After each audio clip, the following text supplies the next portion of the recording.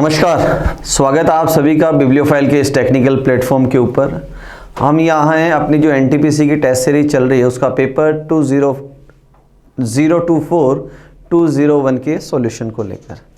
तो चलिए देखते हैं क्या इसके अंदर कुल 30 सवाल आते हैं। पहले सवाल की अगर हम बात करें तो लेटर सीरीज का सवाल है। लेटर सीरीज का सवाल करते हैं तो एक ही पैटर्न फॉलो होता है, कंपैरिजन किया जाता है। और कंपैरिजन हम करते हैं या तो फर्स्ट टू फर्स्ट लेटर का या हम कंपैरिजन करते हैं फर्स्ट टू लास्ट लेटर का। अगर मैं फर्स्ट टू फर्स्ट कंपेयर करूं तो यहाँ पहला लेटर देखो A +1 किया, B +1 किया और फिर +1 करूँ तो यहाँ लेटर क्या है D, जो मुझे सिर्फ एक ही ऑप्शन में मिल रहा है। तो अगर एग्ज़ाम पॉइंट ऑफ व्यू की बात करें तो आगे कुछ चेक ही नहीं करना है, सीधा सेकंड ऑप्शन अपना आंसर हो जाएगा। सेकंड लेटर को अगर मैं कंपेयर करूं तो देखो M को O से किया +2 है, O से मैं Q गया +2 है और अगेन +2 करूं तो यहाँ लेटर आ जाए S, वो भी यहाँ अवेलेबल है। थर्ड लेटर को अगर कंपेयर करें तो थर्ड लेटर का कंपैरिजन देखें आप, N को अगर मैं P से करूं +2 है, फिर +2 है और अगर +2 करूं तो यहाँ लेटर आ जाए T। तो सेकंड ऑप्शन राइट आंसर है। अगले सवाल की तरफ चलते हैं। सेकंड सवाल है नंबर सीरीज का सवाल है और नंबर सारे आसपास ही दिखाई दे रहे हैं और नंबर सीरीज का सवाल नंबर आसपास हो तो डिफरेंस से करते हैं हम क्वेश्चन को। तो यहाँ प्रश्न को बनाते हैं हम। देखिए पहले दो नंबर में डिफरेंस है 7 का, अगले दो में डिफरेंस है 19 का, अगले दो की बात करूँ तो डिफरेंस आ रहा है 37 का और आगे वाले दो की अगर मैं बात करूँ तो डिफरेंस आ रहा है 61 का। अगर इन नंबर्स के अंदर फिर से रिलेशन बनाएं तो यहाँ रिलेशन आ रहा है, डिफरेंस आ रहा है 12 नंबर का, आगे आ रहा है 18 नंबर का और इसके अगर मैं आगे जाऊँ तो डिफरेंस आ रहा है 24 का। Got it.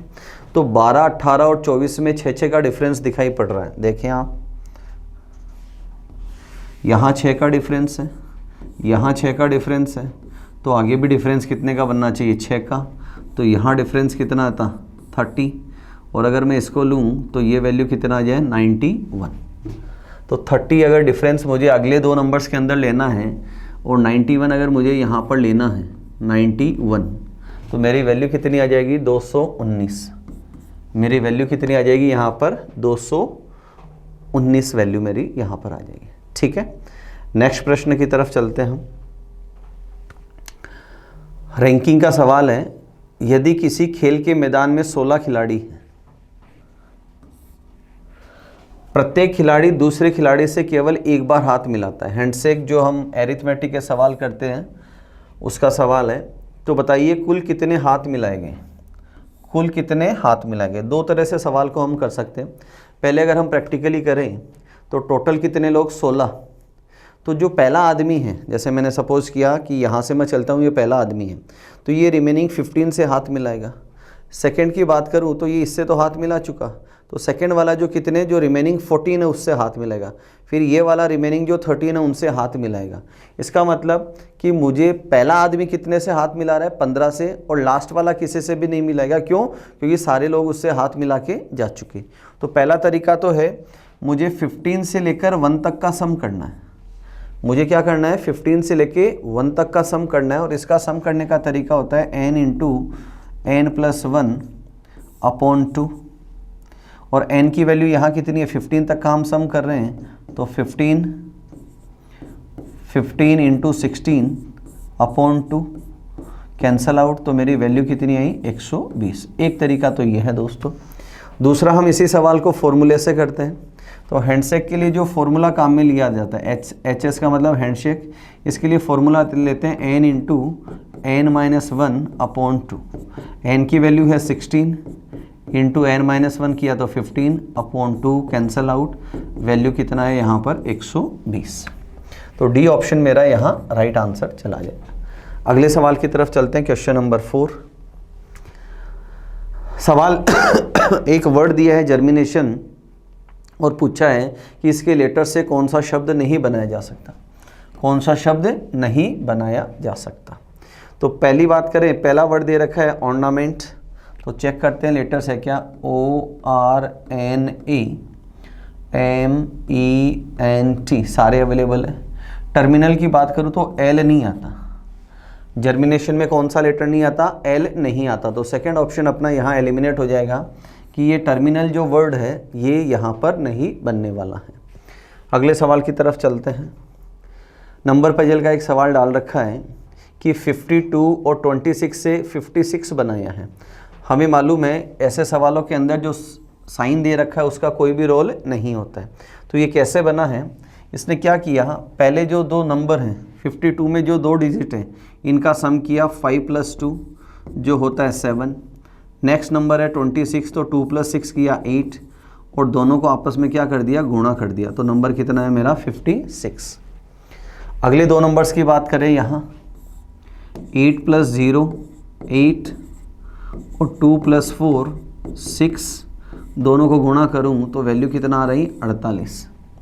अब पूछा मेरे से किसका है 24, तो 2 + 4 कितना होता है 6 और 5 + 4 जो होता है 9 और इनको मल्टीप्लाई करूं तो वैल्यू कितने आ जाएगी 54।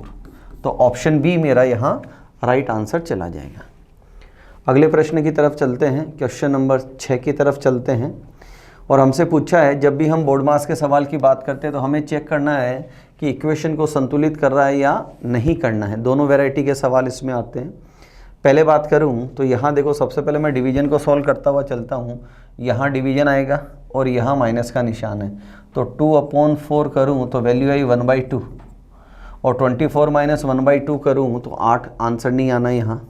सेकेंड ऑप्शन की बात करूँ तो यहाँ इक्वल का साइन डाल रखा है फर्स्ट में और यहाँ डिवीजन है, तो 2/4 -8 करूँ तो भी वैल्यू नहीं बननी। थर्ड की अगर मैं बात करूँ तो यहाँ क्या कर रखा है, यहाँ डिवीजन है फर्स्ट में, यहाँ इक्वल और यहाँ माइनस का निशान है, तो 24 में 2 का भाग लगाऊँ तो कितना आएगा 12 और 4 - 8 करूँ तो वो 12 बनता नहीं है। तो 3 ऑप्शन तो यहाँ एलिमिनेट हो गए। फोर्थ की अगर बात करूँ तो देखो यहाँ क्या वैल्यू दे रखी है, डिवीजन है यहाँ पर, तो डिवाइड करूँगा तो वैल्यू कितनी आएगी 12, फिर -4 किया तो वैल्यू कितनी आई 8। तो डी ऑप्शन यहाँ राइट आंसर चला जाएगा। नेक्स्ट सवाल 7 नंबर के सवाल की तरफ चलते हैं हम। 6 सवाल अपने कंप्लीट हैं। डायरेक्शन का सवाल एक दिखाई दे रहा है। इसने कहा एक स्थान से प्रारंभ करके ए ईस्ट की ओर 3 किलोमीटर चलता है। कितना चला 3 किलोमीटर। तो ये ए है, यहाँ से शुरू किया, ये स्टार्टिंग पॉइंट है और यहाँ से ईस्ट की ओर कितना चला 3, फिर लेफ़्ट मुड़ता है और 3 किलोमीटर चलता है। लेफ़्ट का मतलब हम जानते हैं, लेफ़्ट का मतलब होता है एंटी क्लॉक घूमना और 90 डिग्री के एंगल पे घूमना। तो ये ईस्ट की तरफ जा रहे हैं और यहाँ से एंटी क्लॉक घूमेगा और कितना चला 3, अब फ़िलहाल वो यहाँ है। इसके बाद राइट मुड़ता है और 3 किलोमीटर चलता है। राइट का मतलब होता है क्लॉकवाइज घूमना और 90 डिग्री के एंगल पे घूमना। वो नॉर्थ की तरफ जा रहे हैं, राइट घुमा तो वो ईस्ट की तरफ हो जाएगा और चला कितना 3। ए अपने प्रारंभिक स्थान से किस दिशा में है, ये उसकी फाइनल पोजीशन है, ये उसकी फाइनल पोजीशन है। और ये स्टार्टिंग के रेस्पेक्ट में कौन सी डायरेक्शन में है, तो हम देख सकते हैं यहाँ कि ये स्टार्टिंग के रेस्पेक्ट में कौन सी डायरेक्शन आई, अपनी नॉर्थ ईस्ट डायरेक्शन है, अपनी नॉर्थ ईस्ट। तो फर्स्ट ऑप्शन मेरा यहाँ राइट आंसर हो जाएगा। Got it. नेक्स्ट सवाल की तरफ चलते हैं। Question number 8 analogy based on letters का सवाल है। जब भी हम एनालॉजी बेस्ड ऑन लेटर्स का सवाल करते हैं, सबसे पहला तरीका हम चेक करते हैं पेयर ऑफ लेटर,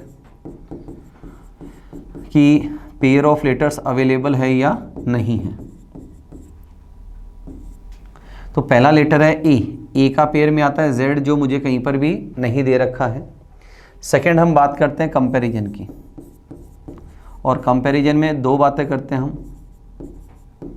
पहला फर्स्ट टू फर्स्ट लेटर को कंपेयर करते हैं और उसके बाद फर्स्ट टू लास्ट लेटर को कंपेयर करते हैं। तो देखें, फर्स्ट टू फर्स्ट मतलब मैं ए को ई से कंपेयर करूं, ए को ई से कंपेयर किया तो यहाँ क्या हुआ दोस्तों +4। अगर मैं बी को एफ से कंपेयर करूं तो यहाँ भी क्या हो रहा है +4। जे को एन से करूं अगेन +4 है, और के को ओ से करूं तो भी क्या हो रहा है +4। तो सभी लेटर्स के अंदर क्या हो रहा है +4 ऐड करते हुए हम चल रहे हैं। तो यहाँ आगे बात करूं तो सी में +4 करूं तो जी आना है यहाँ पर, और G मुझे चारों में अवेलेबल है।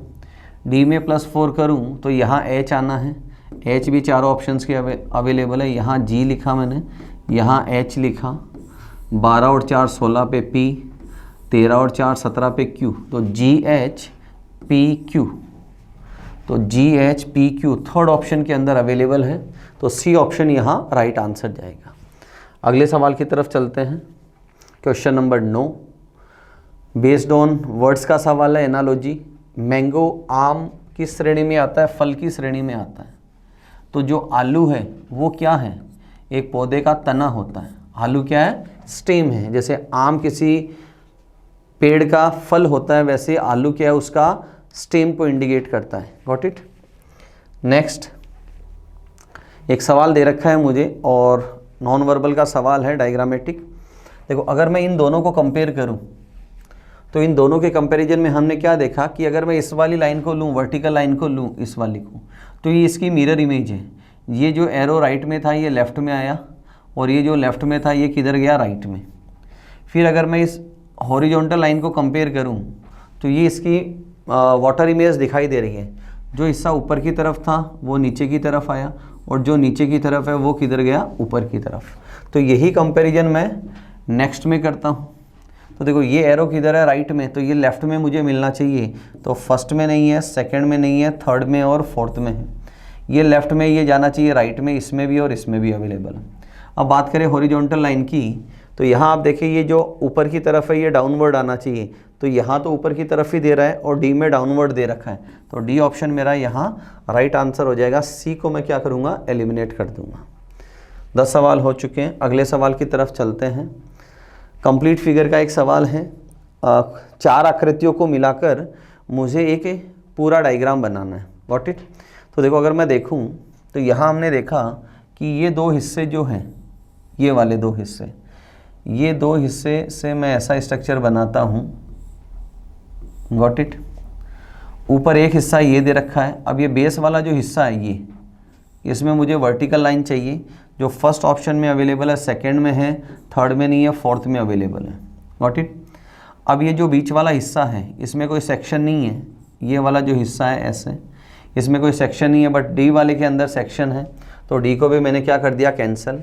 और उसके ऊपर मैंने किसको अरेंज किया? ट्राइंगल को एक अरेंज किया। तो यहाँ हम देख सकते हैं कि ये जो तीनों फिगर है, अगर मैं इन दोनों की कंपैरिजन करूँ तो इनकी जो ये हाइट है, ये हाइट क्या है? सेम है। और इसमें यहाँ देखो, ये थोड़ा सा पास में है और ये थोड़ा ब्रॉड है, एक चौड़ा और एक थोड़ा सा सकड़ा दे रखा है। तो ए ऑप्शन को मैं एलिमिनेट कर दूंगा और बी ऑप्शन को यहाँ पर पिक कर लूँगा। ठीक है। नेक्स्ट क्वेश्चन की तरफ चलते हैं। Question number 12 group determination number based सवाल है। अब इस सवाल में लॉजिक क्या है दोस्तों, उसकी बात करते हैं। जैसे 27, 21 और 15 तीनों नंबर अगर आप कहें तो तीनों 3 से डिविजिबल है, मतलब इनका HCF क्या है? 3 है। तो या तो एक तरीका मैं एक ऐसा नंबर देखूं जिसका HCF क्या हो? 3 हो। Got it. तो 3 HCF वाला मुझे जो अपना C ऑप्शन है उसके अंदर अवेलेबल है कि 36, 30 और 24। 36, 30 और 24 इन तीनों नंबर किससे डिविजिबल है? 3 से डिविजिबल है। तो इन तीनों नंबर का मैं HCF ले लेता हूँ। तीनों नंबर का जो HCF है वो क्या है? 3 है। तो यहाँ इन तीनों नंबर का HCF भी क्या है? 3 है। तो सी ऑप्शन को मैं क्या कर दूंगा? यहाँ पर राइट कर दूंगा। Got it. नेक्स्ट प्रश्न की तरफ चलते हैं। Non verbal series based on letter fillers वाला सवाल है। तो जब भी फिलर्स का सवाल करते हैं तो सबसे पहला हम काम करते हैं, इनकी काउंटिंग करते हैं कि कितने लेटर्स अवेलेबल हैं। तो लेटर्स की बात करूँ, 5, 3, 8, 2, 10, 13 और 4, 16, 13 और 3, 16। टोटल अक्षर कितने हैं? 16। तो 16 में हम 4-4 की पेयरिंग करते हैं दोस्तों। यहाँ 4 पे ब्रेक डाउन किया, अगेन 4 पे ब्रेक डाउन और अगेन 4 पे ब्रेक डाउन।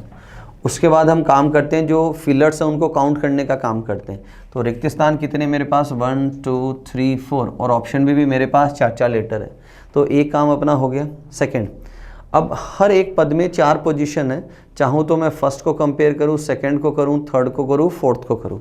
कंपैरिजन करते हुए चलते हैं। तो देखो, अगर मैं फर्स्ट लेटर को कंपेयर करूँ, मैं राइट से चलता हूँ। देखो, R से O -3। अगर यहाँ से मैं -3 करूँ तो मेरा नंबर आ जाए L 12 नंबर पे, और उसमें मैं -3 करूँ तो क्या आया? I आ गया। तो जो फर्स्ट टू फर्स्ट लेटर का कंपैरिजन है, और मैं राइट टू लेफ्ट चल रहा हूँ तो मैं क्या कर रहा हूँ, -3 करते हुए चल रहा हूँ। Got it.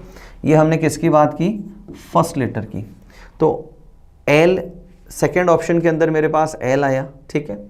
अब मैं कंपेयर करता हूँ थर्ड और फोर्थ को। अगर मैं कंपेयर करूँ तो थर्ड में देखो J और J से बना M, तो अगेन क्या हुआ +3, और यहाँ मैं +3 करूँ तो लेटर आ जाएगा O।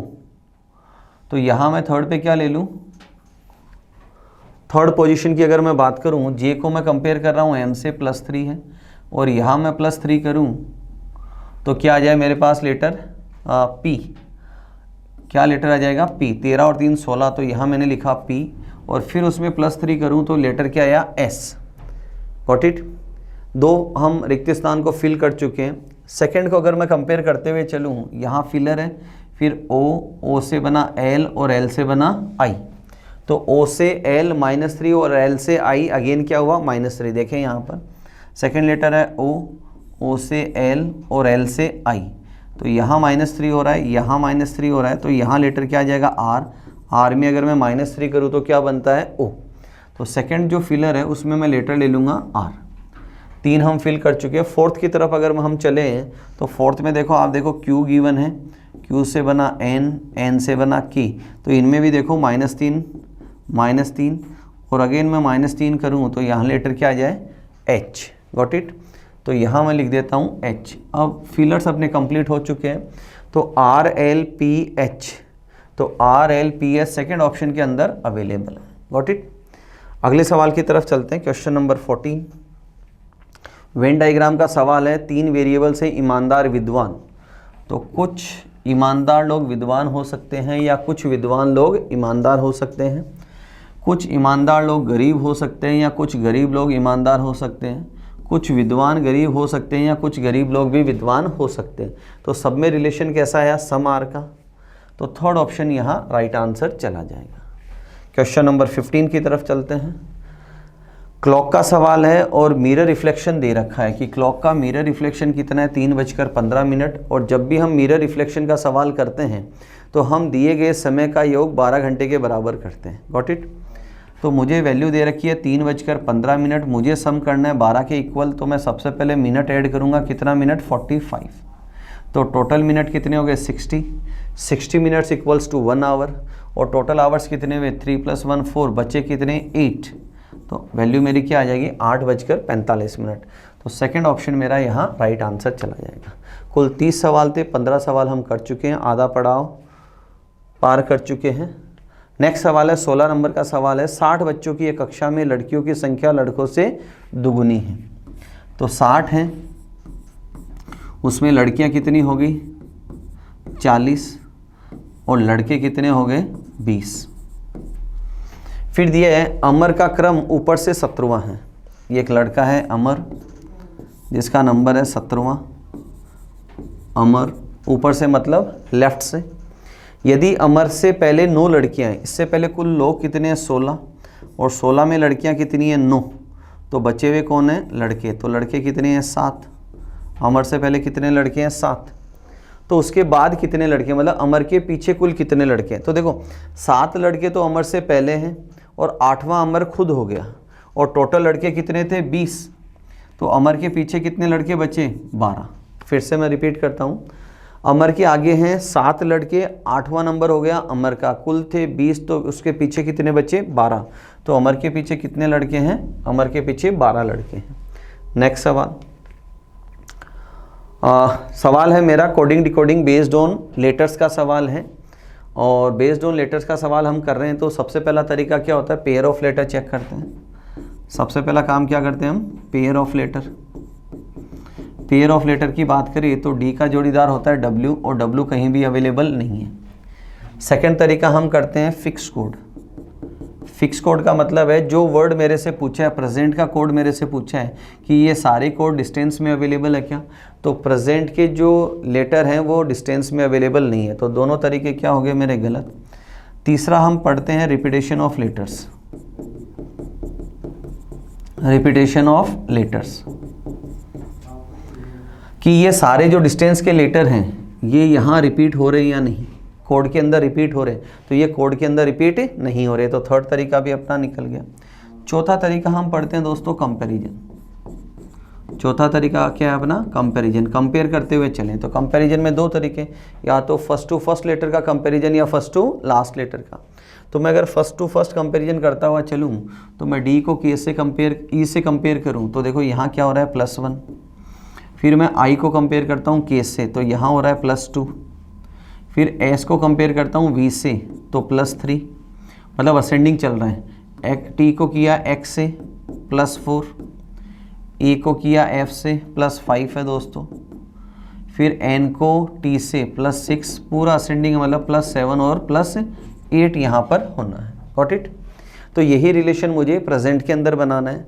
तो अगर मैं +1 करूँ तो p+1 करूँ तो q, और q मुझे एक ही ऑप्शन के अंदर दे रखा है। तो एग्जाम पॉइंट ऑफ व्यू की बात करें तो सीधा आंसर कौन सा चला जाएगा? Fourth option. अब देखो यहाँ +2 करें तो t आना है, +3 +4 +5 +6 और +7, तो डी ऑप्शन मेरा राइट आंसर है। नेक्स्ट सवाल की तरफ चलते हैं। क्वेश्चन नंबर 18, ब्लड रिलेशन का एक सवाल दे रखा है। एक महिला के चित्र की ओर संकेत करते हुए राहुल ने कहा, एक महिला के चित्र की ओर संकेत करते हुए राहुल ने कहा कि उसकी माँ, किसकी माँ? जो महिला है, तो मैंने लिखा यहाँ महिला। उसकी माता के केवल, महिला और ये महिला की माता, माता के केवल एक पुत्र और पौत्री है। तो ये महिला, महिला की माता और उसकी पुत्र या पुत्री, तो दो चीज़ें हो सकती है कि या तो ये हो जाए वो पुत्र या पौत्री, और दूसरा मैं इधर ले लूँ कि उसका भाई, और फिर यहाँ पुत्र और पौत्री। यहाँ ग्रैंड चाइल्ड की मैं बात कर रहा हूँ, इंग्लिश में भी लिखा हुआ मिल जाएगा हमें ग्रैंड चाइल्ड, तो वो पोता पोती या दोहिता दोहिती कोई भी हो सकता है। और जिसकी माता, मतलब इस पोते पोते की जो माता है वो कौन है? मेरी पत्नी है। तो मैं कौन? राहुल। तो ये मतलब इसकी माता कौन? ये महिला, और वो कौन है? मेरी पत्नी। तो मैं कौन है यहाँ? राहुल। और यहाँ इनकी माता, और वो कौन? ये कौन हो गया? राहुल। Got it? तो इसने पूछा कि तो राहुल से चित्र वाली महिला, तो राहुल से, तो राहुल अगर ये हो तब तो राहुल इसको क्या बोले? पत्नी। और अगर राहुल ये हो तो ये इसको क्या बोले? बहन। और पत्नी और बहन दोनों ही अवेलेबल है, तो मैं प्रश्न का आंसर क्या दे दूंगा? आंकड़े अधूरे हैं। आंकड़े अधूरे हैं, ठीक है, डेटा इनएडिक्वेट, आंकड़े अधूरे, ये मेरा प्रश्न का आंसर यहाँ पर हो जाएगा। अगले सवाल की तरफ चलते हैं। नेक्स्ट सवाल है अपने पास सिलोक्स का सवाल है, और दो स्टेटमेंट है। स्टेटमेंट पहला दे रखा है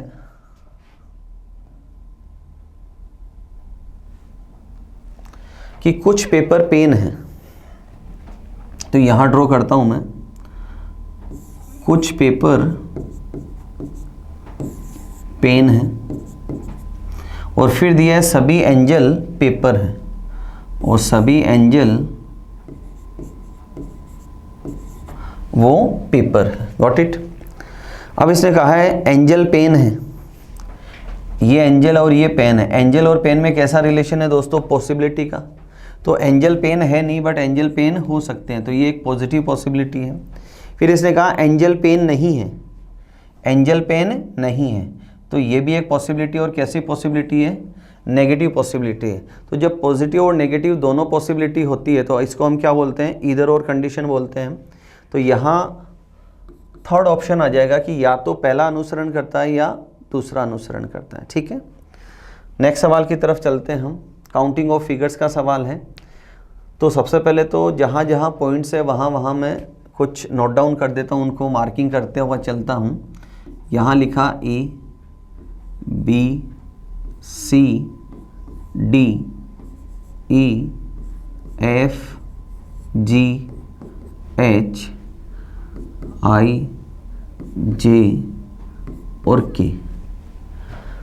अब मैं इसको दो हिस्सों में डिवाइड करता हूँ। पहला हिस्सा तो ये, सबसे पहले इसमें काउंटिंग करते हैं, और ये सेकंड वाला हिस्सा। तो फर्स्ट हिस्से की काउंटिंग की बात करूँ तो हमारा काउंटिंग का तरीका होता है, पहले एक बिंदु से चलते हैं और इस बिंदु से दो रास्ते निकल रहे हैं। पहला I की तरफ और दूसरा जे की तरफ। पहले आई वाले रास्ते के ऊपर मैं चलता हूँ तो मैं ट्राइंगल्स लिखते हुए चलता हूँ। यहाँ देखो आप ए आई बी, दूसरा बना ए के और डी, इस रास्ते पे 2 ट्राइंगल बने। अब जे वाले रास्ते पे अगर मैं चलूँ तो देखो ए जे आई, फिर है ए जे और बी, फिर आगे बढ़ता हूँ इससे तो ए जे और के, ये कंप्लीट हो गया। नेक्स्ट पॉइंट अगर मैं ये लूँ तो एक ट्राइंगल यहाँ से बनता है जो है आई जे और के। तो ऊपर वाले हिस्से में 6 ट्राइंगल बने दोस्तों। नीचे वाले हिस्से की बात करूँ तो देखो यहाँ आपको 3 ट्राइंगल दिखाई दे रहे हैं इसके अंदर, एफ ई जी, एफ ई एच और जी ई एच। अगर आप इस सेक्शन को लेते हैं इसमें भी 3 ट्राइंगल हैं। पहला ट्राइंगल है ए बी और ई, दूसरा है ए सी और ई, और तीसरा है बी सी और ई। Got it. और एक ट्राइंगल मेरा बन रहा है ए डी एच। तो 7 ट्राइंगल इसमें बने नीचे वाले हिस्से में। अब मुझे क्या करना है, दोनों को कंबाइंड करना है। अगर मैं दोनों को कंबाइंड करूं तो मुझे 2 ट्राइंगल दिखाई दे रहा है। पहला ट्राइंगल मुझे दिखाई दे रहा है, आप देखें ए आई और ई, और दूसरा ट्राइंगल मुझे दिखाई दे रहा है ए जे और ई। तो कंबाइंड कितने करने पर कितने बने, 2। तो 6 + 2 + 7 करूं तो टोटल ट्राइंगल हो गए 15। तो डी ऑप्शन राइट आंसर है। अगले सवाल की तरफ चलते हैं। सीरीज का सवाल है, 3 लेटर्स के ग्रुप है। Again first to first comparison करते हुए चलते हैं। तो पी को मैं ओ से कंपेयर करूं -1 -1 और आगे जाऊं तो अगेन -1। तो लेटर आया एल, तो सेकंड ऑप्शन एलिमिनेट हुआ। अब कंपैरिजन करते हैं सेकंड लेटर को, एम से ओ +2 +2 +2 और अगेन +2 करो तो यहाँ आ जाएगा यू। तो एल के बाद यू दे रखा है थर्ड ऑप्शन में, तो थर्ड ऑप्शन क्या हो जाएगा, मेरा राइट आंसर आ जाएगा। एक जो रिमेनिंग लेटर है अगर मैं उसको भी कंपेयर करता हुआ चलूँ तो आप देखेंगे, देखो टी से मैं कहाँ आया, एस पे, -1 फिर -1 और -1 करो तो यहाँ क्या आ जाएगा, पी। तो थर्ड ऑप्शन मेरा राइट आंसर है। अगले सवाल की तरफ चलते हैं, क्वेश्चन नंबर 22। नेक्स्ट सवाल नंबर सीरीज का सवाल है, और नंबर सीरीज के सवाल की बात करें तो नंबर डबल नहीं हो रहे हैं या आसपास ही सारे नंबर हैं। क्योंकि देखो अगर मैं 66 का डबल करूं तो वो 132 होता है, मतलब इसका 2 टाइम्स भी नहीं हो रहा है। तो अगर 1.5 गुना या 2 गुना के आसपास नंबर नहीं है तो वो उसको हम माइनर डिफरेंस के अंदर कंसिडर करते हैं। तो पहले 2 नंबर्स के अंदर मैं डिफरेंस निकालूँ तो नंबर आ रहा है 11 का। अगले 2 में अगर मैं निकालूँ तो डिफरेंस आ रहा है 21 का। नेक्स्ट में आ रहा है 231 का, और उससे आगे आ रहा है 41 का। तो एक सीरीज बन गई, 11 का डिफरेंस, 21 का डिफरेंस, 31, 41। तो अगला डिफरेंस कितने का आ जाएगा दोस्तों, 51 का। तो अगर 51 में इसमें ऐड कर दूं तो मेरा आंसर आ जाएगा 158, और मुझे अवेलेबल है ये थर्ड ऑप्शन के अंदर। अगले सवाल की तरफ चलते हैं, क्वेश्चन नंबर 23। स्टेटमेंट कंक्लूजन दे रखे हैं कि सभी भारतीय अच्छे क्रिकेटर हैं, कि इंडियंस आर गुड क्रिकेटर्स, भारतीय क्या है, अच्छे क्रिकेटर हैं, और कुछ बुद्धिमान भारतीय हैं। तो यहाँ से रिलेशन क्या बनाया कि कुछ बुद्धिमान भारतीय हैं और भारतीय क्या हैं, अच्छे क्रिकेटर हैं। इसका मतलब कुछ बुद्धिमान लोग अच्छे क्रिकेटर हो सकते हैं। तो इसने दिया है कुछ बुद्धिमान अच्छे क्रिकेटर हैं और कुछ अच्छे क्रिकेटर बुद्धिमान हैं। दोनों ही चीज़ें इसके अंदर हिडन है और यही कंक्लूजन निकल रहा है। तो पहला और दूसरा दोनों ही अनुसरण करते हैं। अगले सवाल की तरफ चलते हैं, question number 24 coding decoding based on letters का सवाल है। एम से कोड बना है ओ, तो क्या किया यहाँ +2, पी ओ से बना है P +1 है, U से V +1 है, N से P +2 है, T से V +2 है, A से B +1 है, I से J +1 है, और n से p +2 है। तो मोरल ऑफ द स्टोरी क्या है दोस्तों, यहाँ जो कॉन्सोनेंट है उसमें तो +2 कर रहा है और जो स्वर हैं वोवल हैं उसमें +1 कर रहा है। स्वर में +1 किया जा रहा है और व्यंजन में +2 किया जा रहा है। तो p में +2 करूं तो लेटर बनना है r से बनना है t, o से बनना है p, फिर v, फिर f, फिर u और फिर v। तो RTP अवेलेबल है, RTP यहाँ नहीं है और यहाँ भी नहीं है। फिर है VF, VF और UV। तो थर्ड ऑप्शन मेरा यहाँ पर राइट आंसर है। अगले सवाल की तरफ चलते हैं। क्वेश्चन नंबर 25 मिसिंग नंबर का सवाल है और अगर मैं कॉलम में देखूं तो नंबर ऊपर से नीचे बढ़ते हुए मिल रहे हैं मुझे। तो मैं 5 से 15 कैसे 16 कैसे बनाऊं, गुणा 3 करके 1 ऐड कर दूं और यहाँ भी गुणा 3 करके क्या कर दूं, 8 ऐड कर दूं।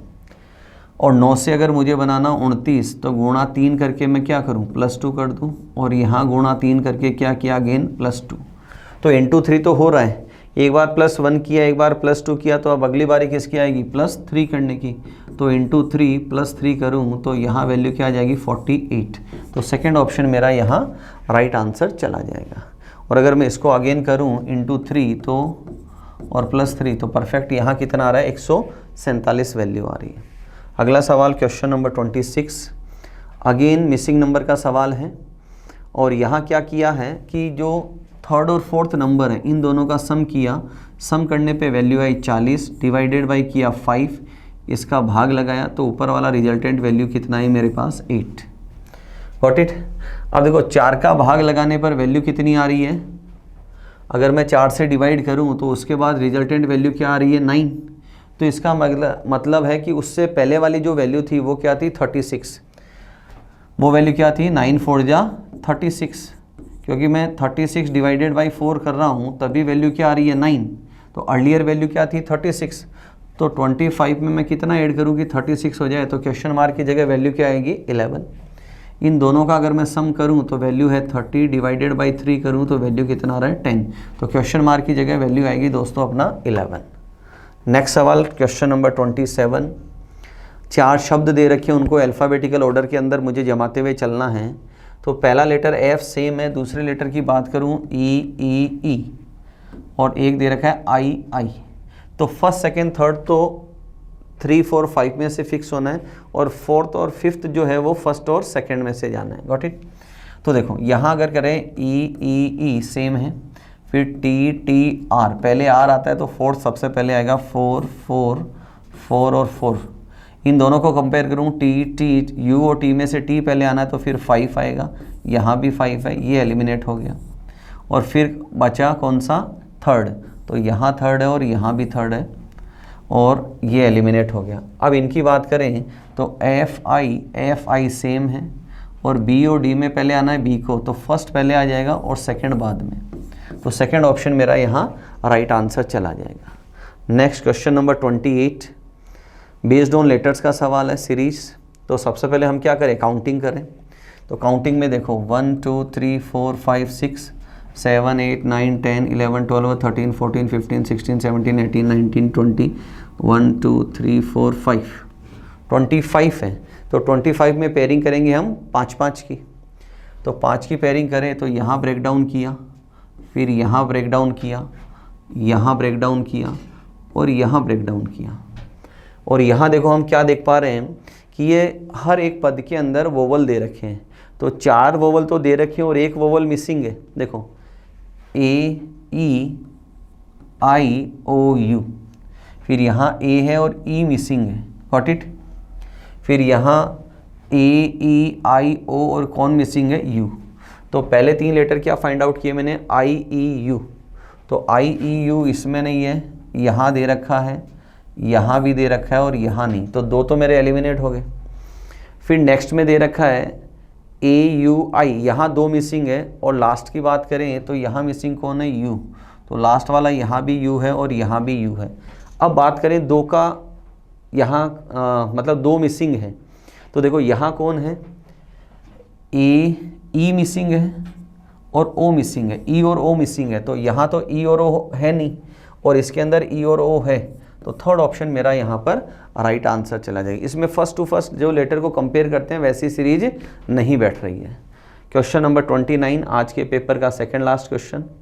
इसने पूछा कौन सा अक्षर अध्यापक को दर्शाता है। तो अध्यापक में कौन आए, ए के और एल, ये दोनों आए, ए के आए और एक एल आया। और फिर पूछा जो महिला है, तो महिला मतलब सर्कल, तो ए के और एल में से सर्कल में कौन आ रहा है, एल, तो थर्ड ऑप्शन मेरा यहाँ राइट आंसर निकल जाएगा। अंतिम सवाल 30th question, paper cutting folding का सवाल है। ये एक स्ट्रक्चर दे रखा है और यहाँ ये स्ट्रक्चर जो है जब ये ओपन होकर इधर आएगा तो ये वी जैसा स्ट्रक्चर मुझे भी यहाँ भी दिखाई देगा। तो देखो ये ऑप्शन गलत हो गया, वी वाला स्ट्रक्चर आने का मतलब है ये जो वी है वो यहाँ पर भी मुझे दिखाई देगा।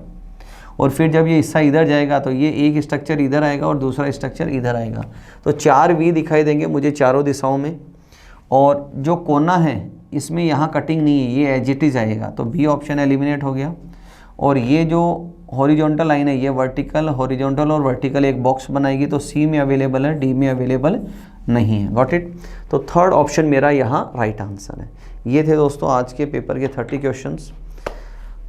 चीज़ों को देखें, समझें, ठीक है, और नोट डाउन करें कुछ स्पेशल अगर आपको लगता है तो। नेक्स्ट पेपर में मुलाकात करेंगे अगले 30 क्वेश्चंस के साथ। तब तक अपना ध्यान रखें और मुस्कुराते रहें। Thank you.